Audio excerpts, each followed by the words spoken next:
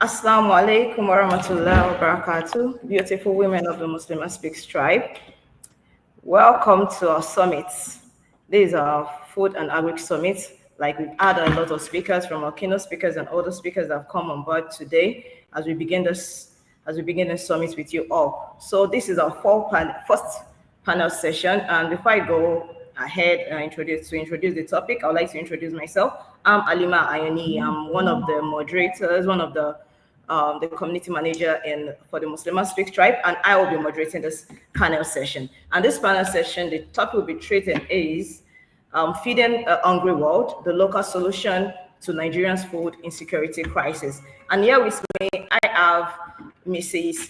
Hidayah Salau Ibrahim. She is the CEO of Ilad Naturals. You're welcome, ma'am. Assalamu alaikum, ma'am. Thank you. Okay. So, it's good to have you, ma'am. It's a pleasure having you, ma'am. So, right before I introduce, I would like to let everyone, all the viewers, everyone listening to us out there, to know our objective as regards the topic for today. So, our objective for today is for us to practically know how to grow. Is to explore practical ways of growing an home, like having an home solutions to Nigerian food insecurity crisis, with focus of approach to the rooted in local knowledge and culture in context. Also, we aim to inspire and shift from dependence on imported models to recognize and invest in community-led innovations. So our discussion is going to highlight the faith-based value, how it can serve during forces for sustainability change. And I know one of the speakers today already, if not both of the speakers, they talked so much about sustainability. So also our conversation will also talk about this grassroots initiative, meaning that not spending so much, right, in our comfort of home, how we can help to cut across the crisis in the food insecurity crisis happening in Nigeria. So, like I said earlier, I have Mrs. Hidayat, the CEO of Ilad Naturals, and right while I was talking about our objective, Dr. Afsa Okin also joined us. She's the CEO of Greenways Farms and Consult. We welcome Dr. Afsa. Thank you. Assalamu alaikum warahmatullahi wabarakatuh. Wa alaikum salam wa barakatuh. So I would just like to talk about our panelists here. I would like to just give a brief details about them. These people here, let me just first of all say this: they are Muslimah to the core. They are mothers of children. They are wives to a big man there. So I just want to let us have this mindset that the business is not the only thing they do. They have a whole lot of things that is surrounding them, and yet they are showing up to give us values when it comes to food and agriculture. Just for all that you do now, for all that you do, ma. So firstly, in no respective order, I'd like to give you a brief about Mrs. Hidayah Salau Ibrahim. She's the CEO of Ilad Natural. She's known for wellness. She's a fitness and wellness expert with a degree in medical laboratory science, also complementary and alternative medicine, which she's working on presently. It's good to have you, Emma. Thanks for honoring our invite. Assalamu alaikum, ma'am. Ilad Naturals. Assalamu alaikum, ma'am. Okay, can she hear me? Okay, let me go to Dr. Afsa. Okay, Dr. Afsa. Thank you for having me. Okay, ma'am. Dr. Afsa Olade Okin. She's the CEO of Greenway Foods and Consults. She's also renowned as a livestock expert, agripreneur, a lecturer about climate smart agriculture and nutrition focused innovations. And she's also, as a founder of Green Farms, Integrated Farms and Consult, she also promotes functional superfood and empower vulnerable communities through sustainability food. So our social media handle is at Greenways Food and Cereal. That's on IG. Assalamu alaikum, ma'am. Wa alaikum salam wa barakatuh. Thank you for having me. Yes, ma'am. Glad to have you here. And also for Ilad Naturals, social media handle is at ilal_natural. That's on Instagram, and on TikTok we have her as ilal360. So it's good to have our panelists here, and we're glad to see you, and thanks for honoring this occasion. So we want to make this as interactive as possible, and also try within the limited time we have to also put out the more of the basic points. So back to our topic. So our topic is feeding a hungry world, local solutions to Nigerians' food insecurity crisis. So like I said earlier, we're talking about Nigerian food crisis. You and I would know that in Nigeria, it's more like, let me say for an average person, it's becoming a struggle to get to eat like the 3 basic meals. So now I would like to start from that ground and ask that what does crisis look like on today? Like today, how does crisis look like compared with the global pattern? So anyone can go first. Assalamu alaikum, ma'am. You get my question. Okay. Welcome, ma'am. Wa alaikum assalam. Okay, so who is going first? Sister Idaya, can you have the floor? You say what? The question is, what's the price of? Let me get the question again, please. Okay, like what does the crisis in today, like how does the crisis look like compared to the global pattern? Like what we have happening globally and what we have presently in Nigeria. What's that crisis like from your own perspective, ma'am? One thing is that you see the issue of food security is not only limited to us Nigerians or only limited to Nigeria as a country. It is a global thing. But aside the lack of manpower to work and the incentive for people to go out there and work and earn a living, there are so many global warming issues affecting farmers, and they're making access to food very, very difficult. So, and once the access to food is difficult, the little people on the farm will not sell their products cheap. One thing that is common is that the more hands that are working on the farm, the lesser the prices of food everywhere. And the fewer the hands on the farm, the higher the prices of food everywhere. Except, of course, the government has a way to intervene and regulate prices and then help with storage and things like that. But for us in Nigeria, the fact that government is not putting so much attention to food security, because as we are at the moment, some crops they are in season. For example, this is the season of cassava, this is the season of maize, and so many. This is the season of potatoes. There is no any government initiative. There is no anything out there on how to store this food for when they will not be in season. So what we do in Nigeria, and this is one of the reasons why things are very expensive, is that we harvest at a go, we sell cheaply at a go. In the next few weeks, there is nothing again in the farm to sell. So the few that will now have it after then, they are going to add so much money. So I think globally, the reason why our own issue is more difficult is because government intervention in Agric is too little compared to our population. They just need to step up. We are too much for the little or no effort that government is making. It's not enough to give farmers hoe and cutlasses or tractors. After harvesting, what should they do with it? How should they proceed with the food? All these factors are the reason why we are the receiving end. Other countries are experiencing what we are experiencing because the youth are not ready to go into farming. Most of them are comfortable with their phone to do online businesses and online, computer stuff.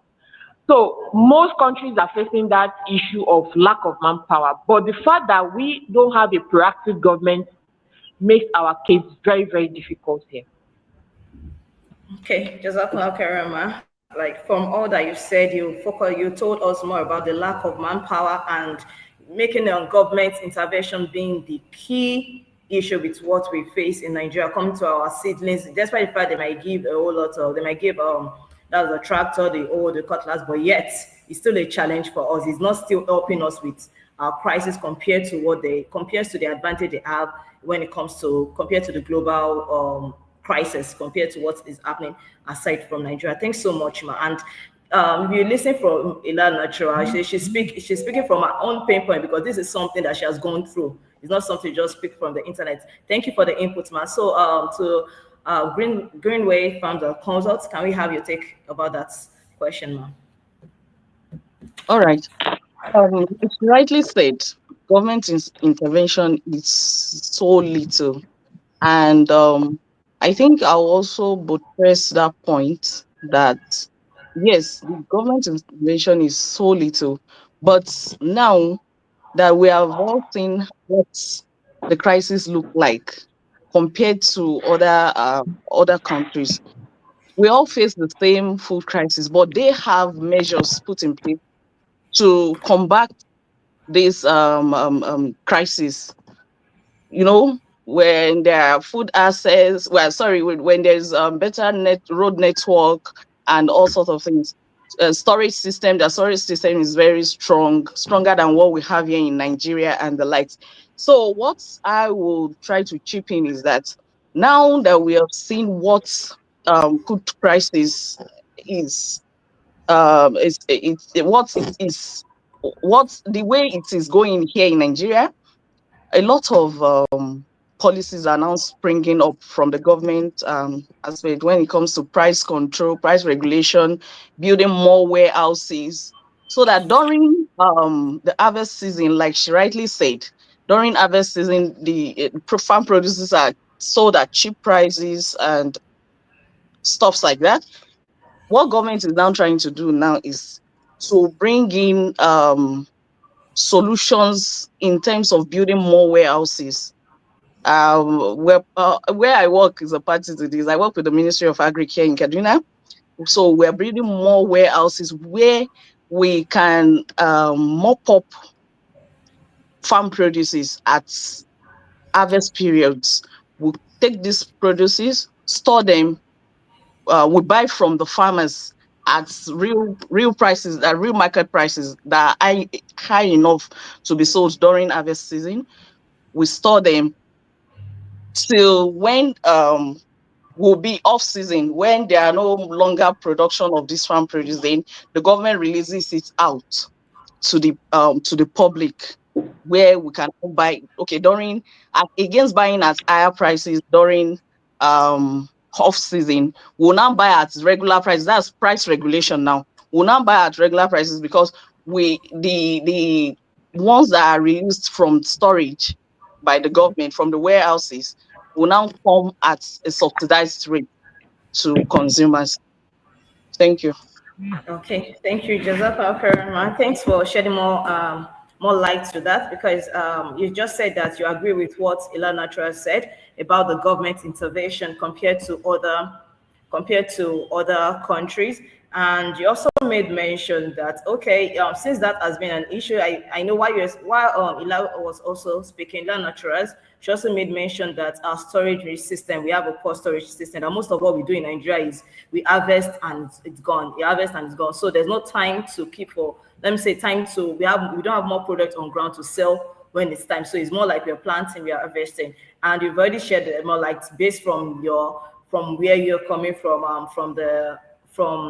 the organization you're coming from, that government are already putting some things in place, but yet we still need government to intervene more into this part to reduce the crisis that is being faced in Nigerian local food products, and at least to make our food to be more secured and enough for the country. Thank you so much, Ma, for your input. So my next question will be going to Elad Naturals, based on I think a few moments looking at your status. So I know it's something that you know a basic thing about, let me say, planting and putting into our pots. You do a whole lot of things, and I love that, because there are some things that I too got to learn from your status, much as that. So that the question I'm throwing out to you, Ma, is what are some of the proven or promising grassroots solutions that can help local farmers increase food access and production? Yeah, what are those grassroots? Let me say grassroots in the sense that no matter who you are, no matter where you are, what are those solutions that you can get readily available for yourself to increase food produce? Though, yeah, we talk about farmer, but let's even take it down to our own before we start talking about those that are taking the profession as a farmer. Like, what are those grassroots solutions that we can help to access food and productivity, man?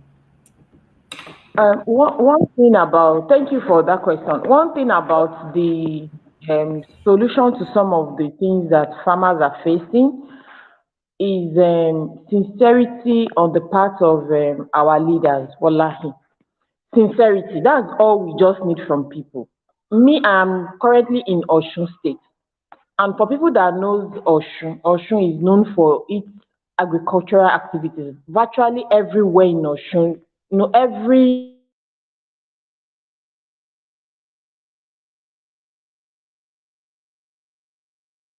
Please. other. But you need to see the stress these farmers go through to bring their produce from the farm to the market. It's too stressful, wallahi. If you load a bag of maize, wet maize, and you are to lift it from your farm. Some people farm, because of urbanization, farmers don't get access to land in towns again. They give them land in very, very, very, very far away places. These are places that don't have roads.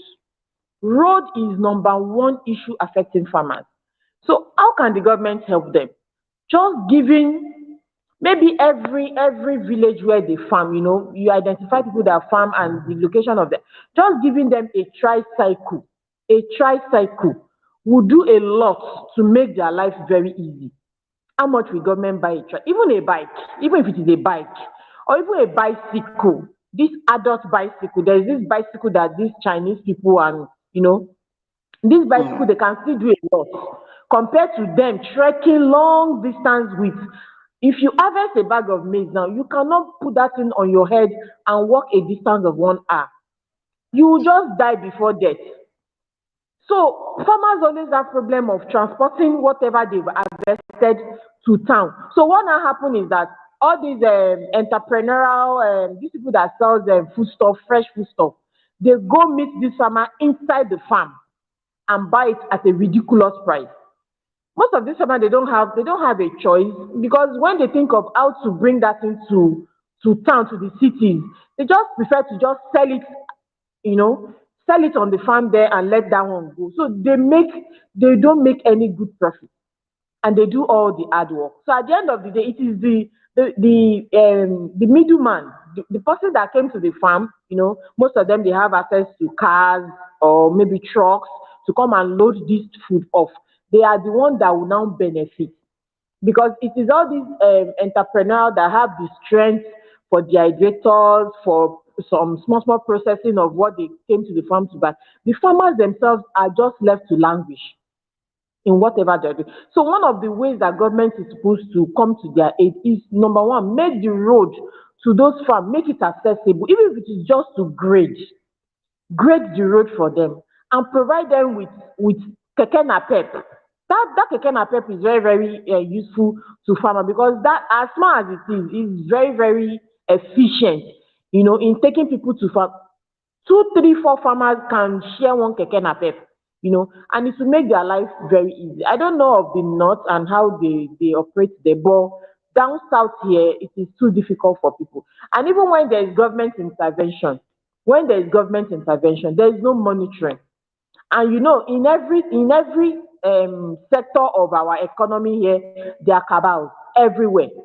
In the agric sector, there are cabals. When government release funds, they release fertilizers, they release seeds. It is only a group of people that continue to get it year in, year out. Those that are really, really feeding the country, they are not getting anything. Because there was a time the local government that I am here, they were one NGO supplied farmers with, as in a very big truckload, 2 truckloads of fertilizers. And these fertilizers were supplied to the local government council, with the hope that the local government is supposed to take care of farmers, and they should be able to identify real farmers in their local government. But unfortunately, guess who benefited from all these fertilizers? Not the farmers. It's the local government staff that took all these fertilizers. In fact, people that are planting, they get to hear of this event days after the fertilizers have been shared among local government staff. And these are problems. Such a thing is coming to a local government. There is no monitoring on the part of the government. Everybody is just doing man no man, who know who. And at the end of the day, this affects genuine farmer, real farmer greatly. Because for a farmer to go and buy a bag of fertilizer now, it's very, very expensive. So they resort to maybe, animal fertilizers. And animal fertilizers has its own disadvantage too, especially when you are ready to plant now, now, now, now. These people don't have access to so many land. Talk more of rotating the use of land. So it's one land they continue to use year in, year out, year in, year out. This kind of practice does not favor using a raw livestock manure, because livestock manure needs time to decay and decompose into meaningful thing. If not so, your farm will just be be destroyed with pesticide, pests and things like that. So there is lack of monitoring, and this has to stop. This has to stop. I have people in Lagos that farm, and it's really, really impressive how Lagos government have been able to, categorize farmers, monitor these farmers, help them to get incentives. In fact, government is trying so much to give farmers in Lagos. I don't know of any other state, but Osun State is too pathetic. Like, because I'm there and I know what is happening firsthand. I don't know what is happening in other places. Maybe Dr. Afso can enlighten us on the situation in the north. But here in southwest Nigeria, the only state that is trying is Lagos. And unfortunately, how many farmers are in Lagos? They're very, very small. The number of farmers in Lagos, the entire Lagos, the number of people that farm genuinely in Lagos, they cannot even cover the number of people that farm in just one local government in Osun here. Because virtually everybody here is a farmer. You either have a cocoa farm, a plantain farm, cassava farm. You are farming one thing or the other. Because the climate is good, the soil is good. There's nothing you put here that will not grow, except something that needs excessive sun. But any plant that needs good climate, moderate temperature and things like that, they do perfectly well here in Osun. Very nice weather, very nice sun. But people are still struggling to make ends meet farming. The farming community here, they are very, very poor. They are very poor. And it's not supposed to be. Osun is supposed to be one of the richest states in Nigeria because they have the land, they have the population. Yes, they have people that are willing to farm. But when there is no help, youth are the ones that have the strength to take farming to the next level. But because farming does not look polished here, it does not look touche, it's too stressful. Farmers wear dirty clothes and they just live the peasant life. Youth are not interested. So you see a lot of people that have farms, it's only the parents that are struggling to make sure that their cocoa is coming out, their kola nut is out, their children are not partaking. These children finish their WAEC, their JAMB, and they hit the city. They don't want to live the life their parents are living because it doesn't look interesting or attractive to them. Everybody wants a better life. But if government, I'm back to government again, what can we do as individuals? This is too enormous for individuals to put their head into it. Even if there is one NGO today that brings anything, they will still come through the government. They will come to you, farmer, individually. They will still come through the local government and involve the. And once government is involved in anything we are doing, it is supposed to law, that kind of thing. It will not just be fruitful. They will just do it nyama in the next 6 months. That program, that initiative is dead. Where is Fadama today? Yes, where is Fadama? When I got to Osun, I can still locate 1 or 2 poultry farmers that enjoyed Fadama fund, but all their poultries are dilapidated now. Because when they had problem with their beds, there was no help. Building Fadama, farming is a continuous process. You cannot say I helped this particular farmers for just a year and we are done with them forever. You have to come back and have extension workers come back to check. In fact, extension workers in Southwest. I'm not sure we have it too. Me, I have not seen any extension worker in Osun here. I've not seen them. They're supposed to be the one going back to those farms to go and check on those farmers and monitor their progress and record their challenges year in, year out. We have Agric students in all universities. Agric students that don't know how to plant pepper, they don't know how to plant cassava, they've never struggled through planting. All of them are planting flowers now and spices because àwọn yẹn jáwó. Those one will not feed the nation far. It's Téèyàn bá ti just yó tán ló máa ń plant spices and flowers. Real food, àgbàdo, pákí and things like that. Because those are the food that are really, really feeding this country. Yes, maize, cassava. You see those two plants, they are the king plants in this country. So tá a bá mójútó wọn, like if you are able to take care of farmers, give them incentive and make sure that farming is lucrative. You know, if they have produce, government should buy their produce. Stop leaving them to the mercy of middlemen that are robbing them of their hard work. Government should mop up the farms and buy this produce and store them in silos and keep them, process them. Like cassava now, you cannot store cassava whole for more than a day or two. But government can process this cassava into flakes, into oríṣiríṣi that can be stored for a long time. So we are still back to government. We are still back to government.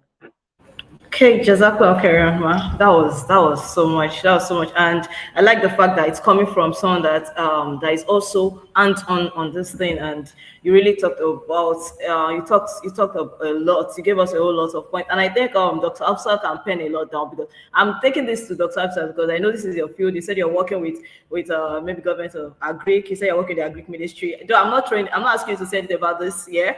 But maybe you can just take us to those board of directors there that can actually make this impact. That there's some states that are really suffering.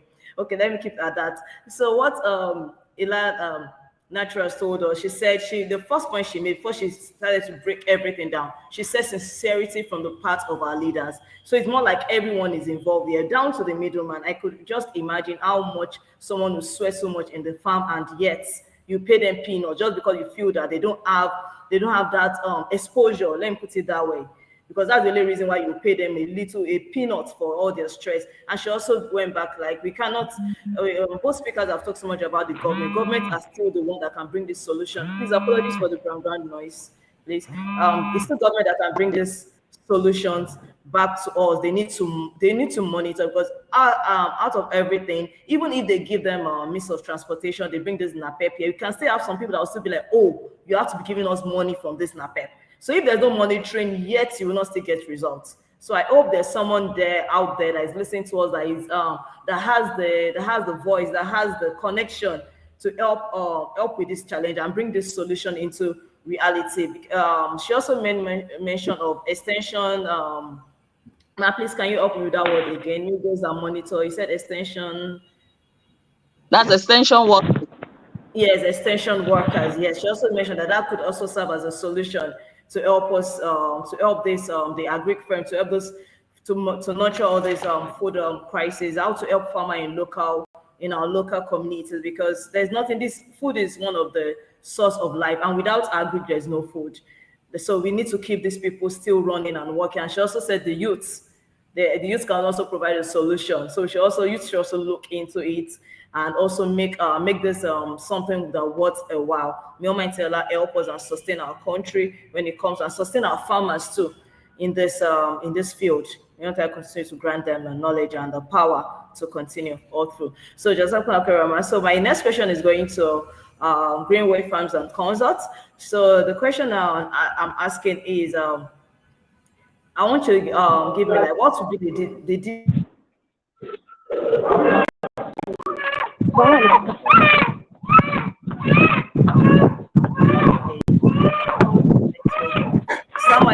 can you hear me, please? Okay. Okay, ma'am. So what's that low tech or digital device or digital equipment that can help our communities in Nigeria to tackle the hunger and food loss? Okay, thank you for that question.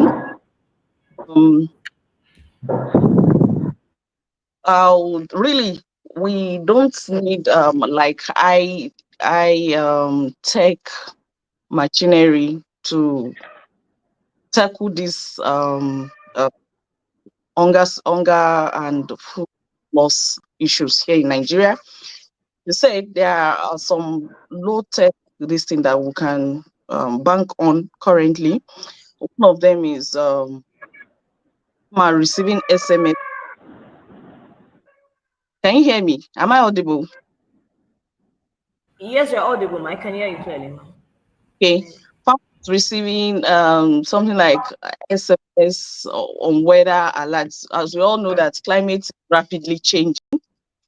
Um, a farmer that, that a lot of farmers, let me put it, what the used to be previously. Maybe for years since they've been born and things like that. Maybe we know that here, let me use an example of here in the north, the way our rainfall is distributed. You know, in the south, you guys have an abundance of rainfall when it comes to farming. Here in the north, we are always targeting when Allah will give us rain. And the way the little rains we get here in the north is rapidly decreasing too, due to all these climate change issues.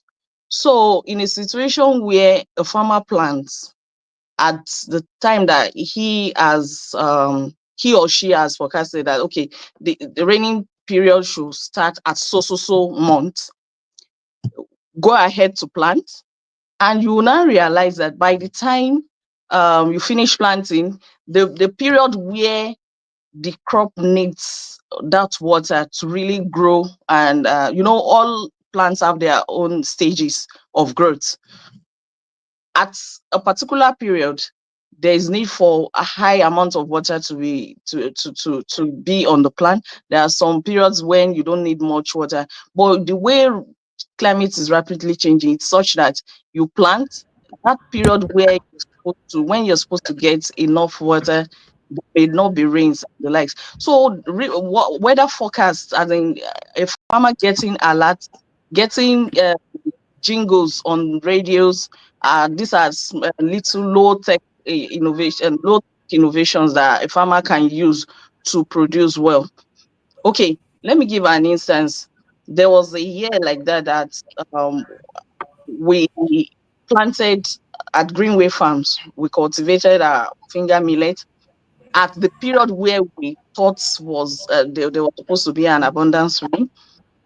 And you won't believe that, as Allah will have it, within short space after the planting, the stage at which the crops were supposed to get the maximum rainfall, rain ceased. In fact, we lost a lot that year because Wow. the crops just ended, or most of the crops ended up dying. Some survived till the harvest stage, but of course, it's a big loss. So getting an SMS alert is a good innovation, is one of the innovations that at least, if NIMET has already forecasted, even though everything lies with Allah, but NIMET, that's Nigeria meteorological this thing, they do weather forecast such that they will alert farmers that, okay, try not to plant around this time because there will be rain. Okay, you can shift your planting till around this time. So imagine them having such alerts. It's one of the digital low tech solution they can have. Then another one is WhatsApp group. You see this WhatsApp group. WhatsApp rather as a tech tool, it has really gone a very long way in helping farmers, farmers at the grassroots level, in a situation where some farmers that are already, as in archaic farmers, let me put it that way, they know how to just farm the way their fathers farm. They it's now that the modern day farmers are trying to, okay, enlighten them more on new innovation, as in new methods of farming that will bring more harvests for us to be able to tackle this hunger of the thing. Okay, so that WhatsApp tool as a digital tech, it's really it has really gone a very long way. Then now there's another one, talking from the livestock perspective, like that's livestock produce perspective. You get to remote villages now, you realize that you find solar powered refrigerators And you'll be surprised, like, okay, these are, they may not be very high, they may not be very big thing that will exist. Maybe it may just be like a small refrigerator that a farmer now have access to, that are solar powered. Most rural areas do not have that luxury of having electricity supply. But now you realize that if they now have, of course, there are a lot of agricultural interventions coming up, springing up rapidly. So you realize that they will have refrigerators that the sun can power for them. So they have been able to save some of their livestock produces, like milk. You see some preserving fish and all of those, so that at least by the time they are ready to take this produce to the market, they still have them intact. Okay, sorry. Let me quickly chip in one thing again that I know from experience, that we have used as a low tech this thing for our farmers, especially our pastoralists.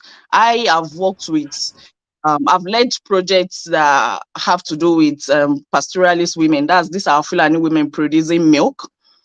Okay, we realized that one thing with them bringing milk into the urban areas, into town, is that by the time they trek long distances and get to town, we realize that most of their produce are getting off. Milk is such a substrate. It's a substrate for microbial growth. So if regular measures are not being put in place, you realize that even for food safety, it constitutes a major concern.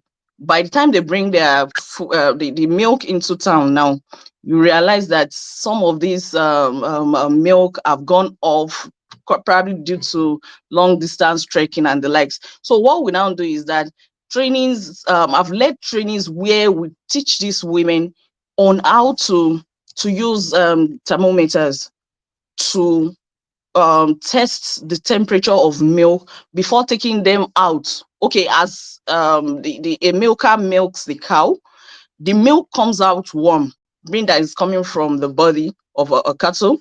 It comes out warm.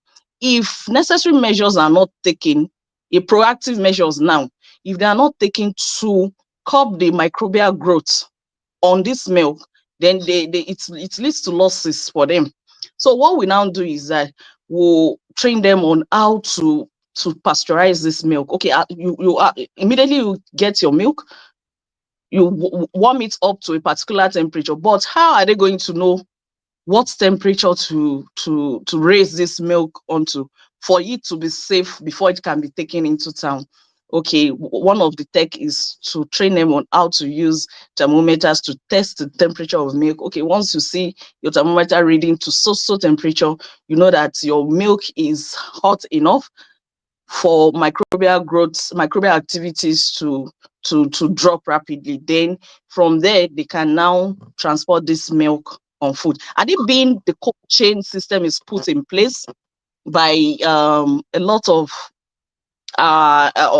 intervention coming in, it would have been a bit better, such that once the milk is being collected, they cool them rapidly in the cooling van, then take them to factories where they are being used for milk products. But in the absence of that, obviously we have to go this low method of training them on how to use thermometer to make sure that they encounter little loss in the milk collection, in the dairy value chain. Let me put it that way. Thank you. Jazakallah Khair. Thanks for the solutions. Thanks for the low tech digital solution you're giving to us. So let me just come again about the things that you said. Okay, that we can give people that can be like a low tech solutions, like receiving the SMS alert on weather alert. I actually like the sense of that because most of our farmers are like, most of them are low farmers, low farm in the sense that they don't really, now I know a lot of others are getting used to use the Android phone, but we still have majority of them still use they still prefer their button phone, and getting an SMS alert to be it's going to be a very good one for farmers because even like jokingly, whenever I see it, anytime I see the rain, I'll just ask again that are we in summer or winter? Because I'm not expecting rain during this period. So the weather is something that even checking the the forecast is always like, let me say 90% correct, but sometimes it's always the other way. And I think this will actually help farmers because they need it more to yield their crops, to know when to harvest and to know how they can go about their farming schedule. So that's something I really think if is individual, the government to look into. So you also made mention of weather jingle. Yes, we have those low farmers. They also listen to radio a lot. So I feel that's a place whereby the jingle can actually be made. Like they know there's internet jingle, but on the radio that can be done so well, and to get to them at first hand because either with their dialect, any way they could actually get to speak with them, especially for those that are not knowledgeable enough. Once they say they know what it means and they know what they are to do with that. Okay, you also made mention of WhatsApp group here. So our WhatsApp has become like a community where people can meet. So this is a place where we can also grow. So you being in this space and I mean my both panelists in this space and those farmers there, we can also start this initiative by bringing people there and training them in sort of on how to be better farmer and how to also yield more. At least if you can yield for your community, then with time it goes far past the community. Then you go to local government and outside Nigeria and the likes. So you also made mention of making use of training farmers how to make use of their let me say scientific tools. Like you make mention of thermometer being something that you've actually worked with before with farmers from your locality. So I think for everyone out there, if you are in that space or you are opportune to train people on this, how to make it easier for them. So this is also one thing, like making use of thermometer and all other ones. There's something I also saw on the internet once at a time. I think there's a kind of incubation that is done on the farmland whereby the sun will actually, there's this a solar panel was on the farm. I think they're trying to incubate something there. That it's like a process, but I don't know what exactly. But I think it's also a low tech. It's a low tech kind of agric. I tried to Google, but I couldn't get it. But I think it's a way that it's a way they use it's a kind of low tech innovative that has been brought to the farm to help to yield produce faster and also beat the weather challenges. And also, I know there are a whole lot out there. So I would just challenge the food producers, the farmers, those in agriculture space to also help us bring this low tech right to the grassroots to help make all these changes we need. Just okay, ma'am, for all that you've input. So we haven't a very short time left, but there's this particular question. I think we can also use this question to wrap up. Is about, I want to go back to the statement that Ilan Natural made mention about the youth now growing spices and flowers. So this question is for the user, and I want both Ilan Naturals and Greenway Farms and Consult. So let's just speak about this and also use this as a wrap. Yeah. So the question is, now the way we have youths, they feel more comfortable on their phones and all. So what are the opportunities that the youths can see? What are the opportunities that the youths can find in this agricultural system that can attract them, that can be sustainable and also a profitable path for them in Nigeria, and also in a way that what can we change there? What I'm saying is, why this question is out here, because there's something about the youth of now, they want to make more money, they want to get more money, they are not really patient. Let's look at all this as how can it work as their advantage, being a farmer and also making an impact in Nigeria, making the crisis become low, how they can be more productive. And also I'd like Ilan Naturash to go ahead with this, ma'am. What solution? How can we bring youths into agriculture? How can they be a solution? How can they become a change maker in the agricultural space, in food production?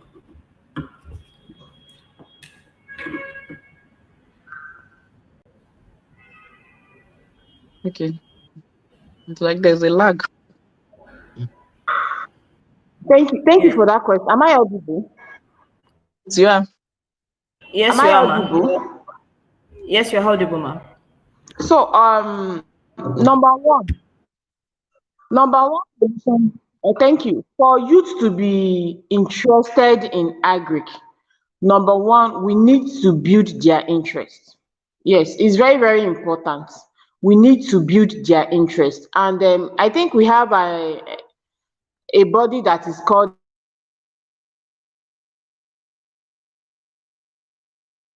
Mm.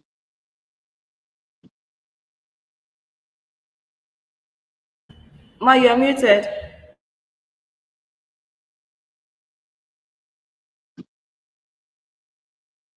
You're muted. Okay. It's like she didn't know she's muted.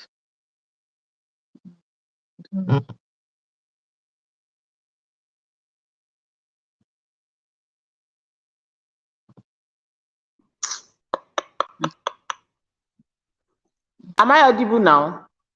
Yes, ma. You are. Yes, It's ma, the you are. network Please, that you have to say it. okay. The network kept fluctuating. So what I'm saying is that we first need to build interest in this new generation. And the how to build interest, we cannot leave it to the farmers alone. Those people that parents that are already farmers, what are you doing to make farming interesting to your children is very, very important. So, and everybody wants to make quick money. Nigerian love money. is is in our DNA. And I think one way to encourage youth to make quick money in agric is to go into processing and packaging. That is their interest, because they don't want to do the dirty work. They don't want to do the farm work. But if they can go into processing and help these farmers that are working day and night to process their produce into something that can be kept for 6 months, 1 year on the shelf, and they will not go bad, this is laudable, and they will make money. Let's take for instance, we are currently in the season of rodo, this scotch bonnet pepper. Am I still audible? Yes, you're audible, Am I ma. audible? Yes, you So are. we are in the season of southwest scotch bonnet pepper, southwest, not the outside type.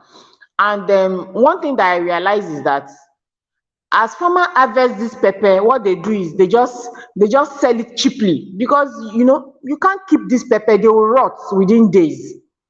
But someone asked me to help dehydrate some pepper recently, and I did. I bought maybe 2 baskets, and I just threw them into the dehydrator, and they came out good. Like the color was intact, the integrity was intact, nothing was taken away from that pepper except the water content.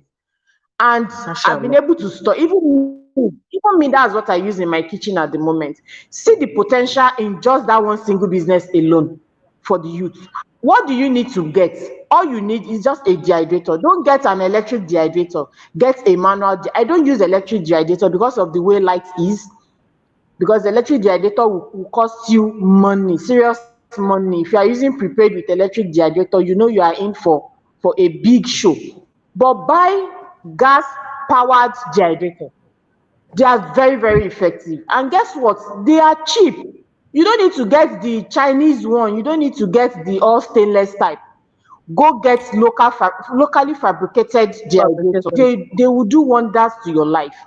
You can just buy things and throw them in the dehydrator, run them overnight, and by the next day they are dried and fresh. As I have a farm of ugu, and what do I do to my ugu? Once I see that the place has become bushy, I just go trim everything off, and slice them into my dehydrator. And once they are dry, that ugu can be in my house for 6 months, even more than. As long as they are not exposed to moisture, they are good as fresh. So whenever I want to cook, I don't need to run to the backyard to look for ugu again. I just ẹ̀yin ọmọ mi gbé ugu tó wà nínú pouch yẹn wá, I just take small and add to whatever I'm cooking. The same, we can do that particular method I'm explaining. We can do it to so many food here in Nigeria. Network.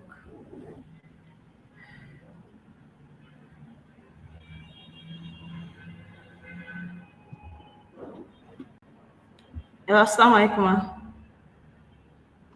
Assalamu alaikum. Can you hear me, ma? Oh, it's like there's a network glitch. Yes, there is. No, I was already enjoying the conversation. Already honestly. giving me fast ways to make money because I feel all youth are Greek students, those that are interested in money should just be on this panel section to have like a first hand knowledge of this. So Ma, can you just pick up from here why she get back? Okay, to add to what she has said so far, I think all we need is to make farming attractive to these youth. We should let them know that farming can be cool, it can be smart, it can be digital. Can Do be you get sass. it? Yes, you don't have to.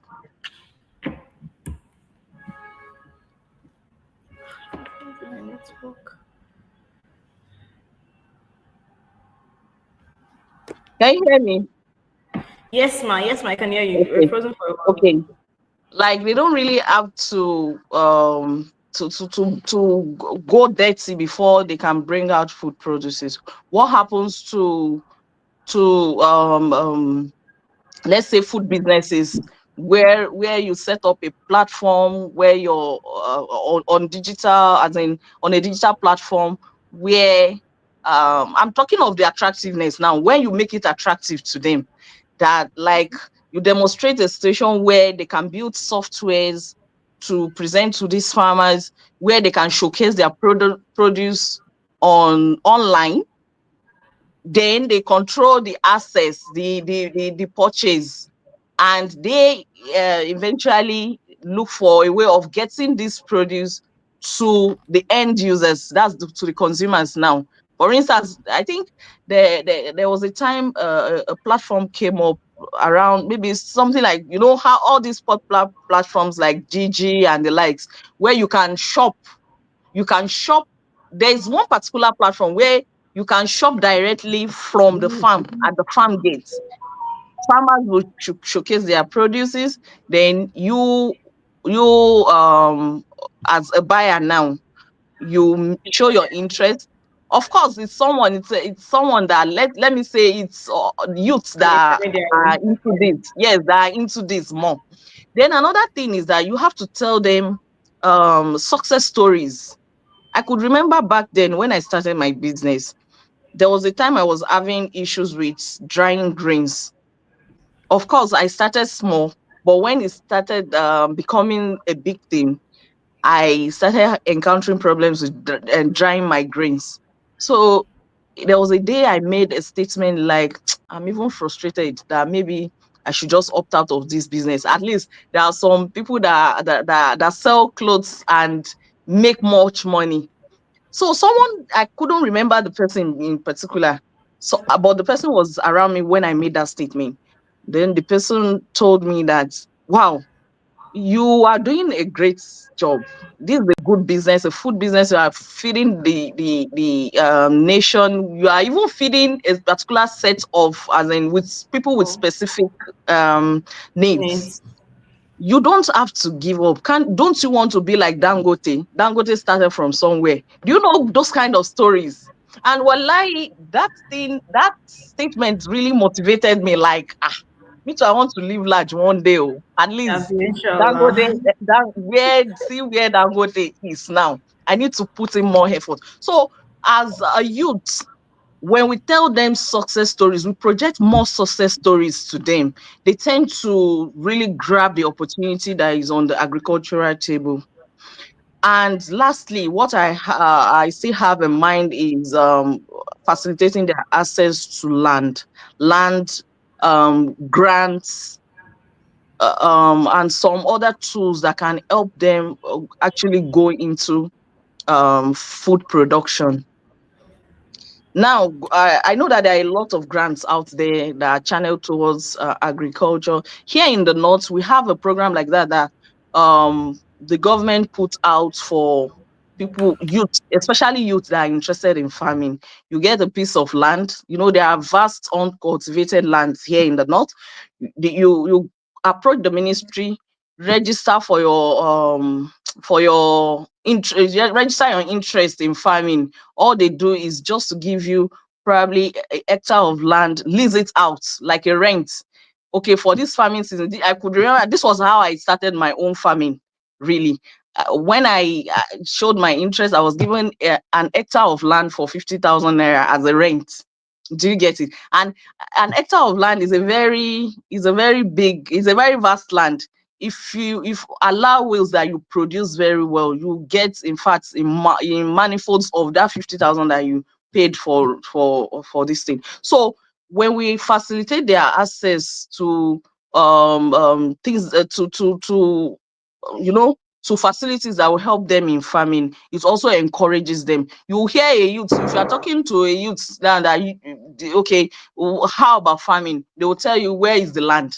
Where everybody is always saying, where is the land? Where is the money to farm? Do you get it? But if we are able to facilitate how they have access to this land, grants, and the likes, I think they should be more interested. Let me give the floor back to Hilal. She's back. Thank you. I would like to say something. We are trying to wrap it up. So whoever wants to now, let's just bring it to a wrap. So we can allow the other panel coming up, the other session, so we can prepare for the other session coming up soon. You have the floor, Ma. Okay, it's like she's having a quick it's lagging. What was the question again? Sorry.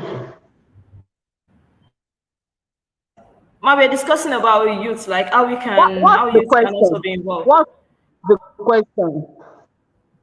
Okay, we're just discussing how youth can also get involved into agriculture, and how they can also make a change in what is happening in Nigeria. Like I've said it before, I should wrap it up.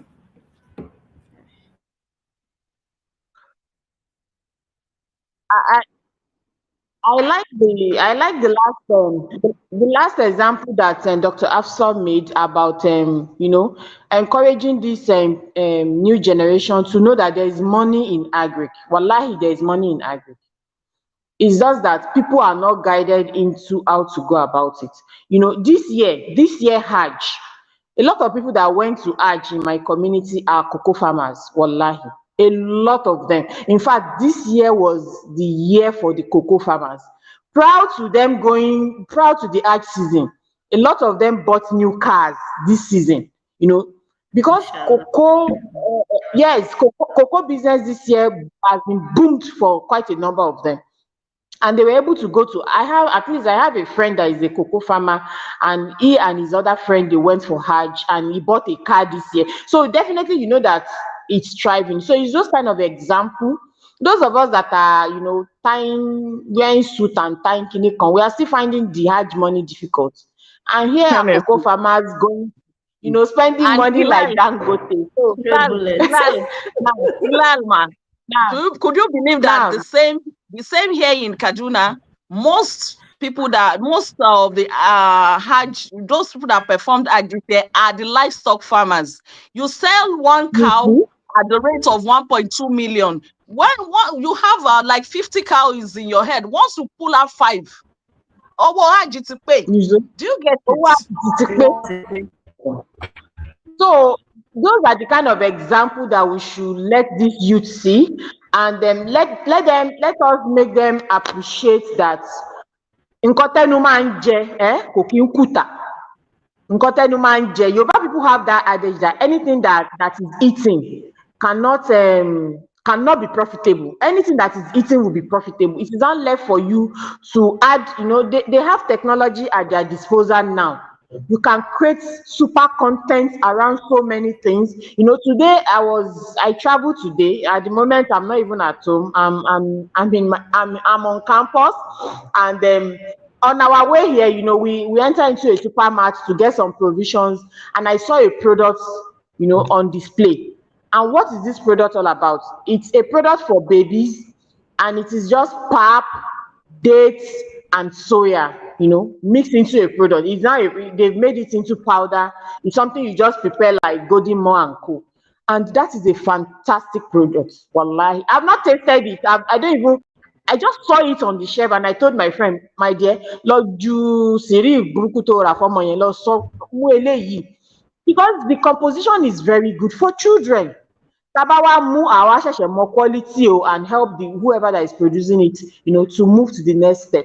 But those are the kind of example we should lay for our children, to let them know that this thing will work, but you have to be tenacious, you have to endure, and you have to be very, very hardworking. If you are hardworking, wallahi, agriculture pays a lot, a lot.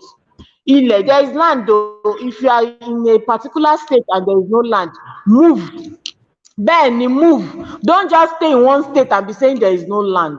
There are, like in my community here, anybody that wants to farm, kódà ọ̀fẹ́ nílẹ̀.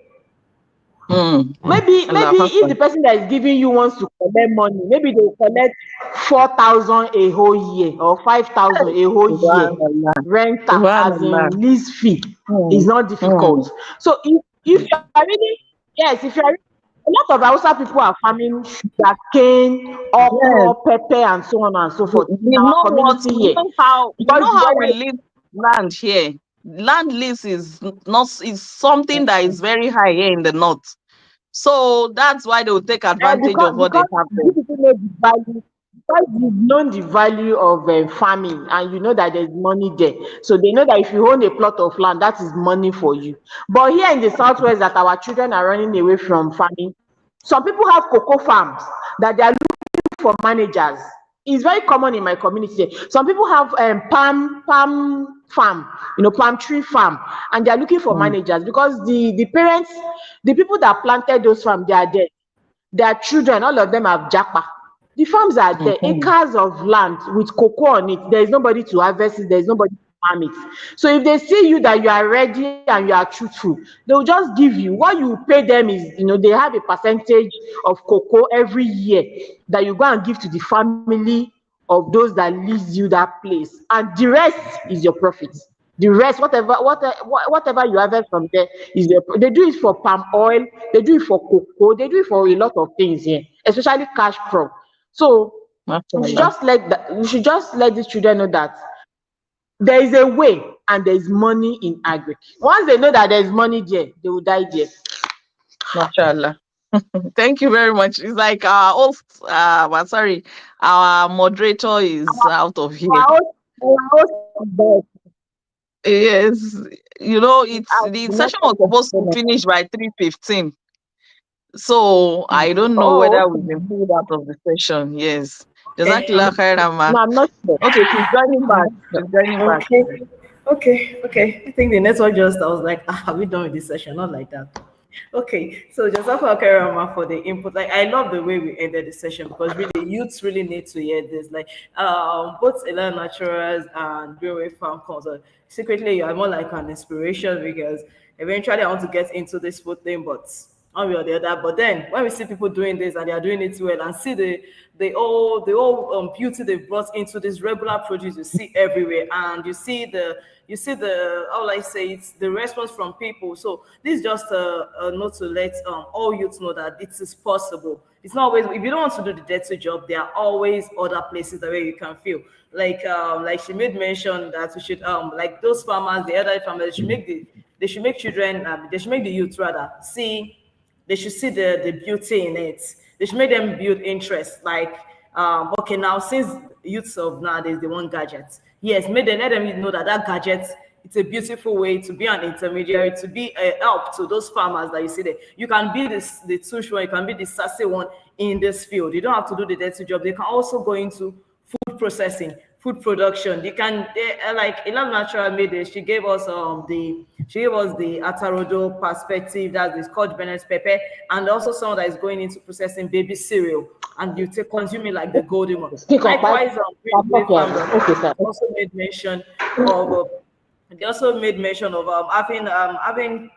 having youth also facilitate letting them know that there are other things that you can use to, like, tell them stories about your journey, telling them how they can get access to land, access to grants, how they can serve as intermediary from farmers to end user. They can even create like sensitive gadgets, good gadget that is going to be helpful to these farmers. You can get money. They also give us like interesting real life scenarios about people taking this money for ad. Like ad, just like you can just go on your research and know how much people pay to go for ad. Just said, then you understand their point where they are coming from. After going for it, you're getting a car. Not in this present Nigeria is you could believe someone could do that at the same time in 1 year. So this is to let us know that agric and food is something that is good. We can all, with all our effort together, we can put an end to the crisis happening in Nigeria. We can put an end. We can, even though we can't put an end, we can actually find a solution to it, because I know it's a great, but we are all involved, both the government, yes, and both Greenways Farms and Council too, with Elan Naturals, the youth, everybody come together with the. I would not like our speakers have made emphasis on the government, but really need them to make this successful, because they are the one, they are the sayers, they're the one that brings let me say, they are the one that put some policies rather in place to let things things go smoothly in the country. Without them, there are little or nothing that an individual could actually do. So all got law enforcement out there, those in the food and agricultural space. This is a note to everyone to at least come to the farmers' aid and make and help reduce this crisis in Nigeria. And once again to our panelists, it's good to have you here, and thanks for all the knowledge. And I hope all our viewers out there, those that are listening now and those that will be listening later, you have a whole lot of knowledge, like a whole lot of information to take out of this, to be a better person in the virtual space, to be a better in the food space, to be a better person in the food space. You can also share this with farmers out there, with sisters that want to be in farming. Anyone, may Almighty Allah help us and lift Nigeria, make it a better place. May Almighty Allah bless the summit for us and make all this profitable for us now and the year after. Assalamu alaikum. Wa alaikum salam. Thank you very much. Yes, ma'am. Assalamu alaikum to everyone. So just keep close, because we still have a session coming up soon. Before the end of today, inshallah. See you then. Assalamu alaikum wa rahmatullahi wa barakatuh.